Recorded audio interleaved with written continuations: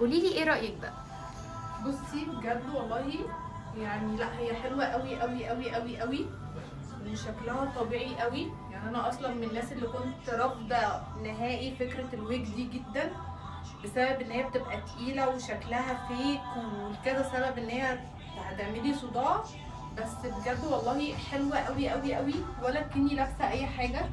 وبعدين من هنا شكلها طبيعي قوي، مع لون بشرتي كمان، مع الالوانات. اصلا انا كمان منقياها نفس لون شعري في الالوانات البلوند اللي انا بحبها. فلا تحفه جدا يعني، وبالهم طويل قوي بجد. لا التيم بتاعهم حلو قوي قوي قوي، وصبور، وبيختار معاكوا اللي انتوا عايزينه. الست ساعات بس احنا بنقرر احنا هنلبس ايه. يعني بس اوكي. مش هقول اكتر من كده.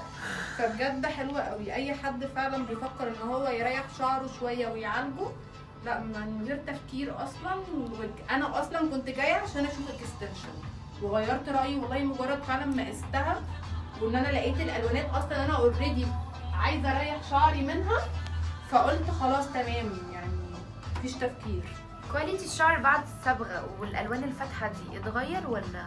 لا هو انا اوريدي اصلا انا قايساها، وهي اصلا متفتحه وكده.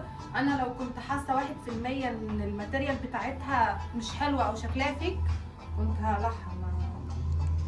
مالكيش خالص، ما بعرفش اجادل. انت فهي جايه من بجد طنطا حلوه. صح؟ جايه من طنطا. لا حلوه قوي احسن ناس. ميرسي. نورت وشرفت ميرسي مكانك. جدا. بجد فعلا انت اديتيها شكل تاني خالص الوجه نفسها. ميرسي قوي.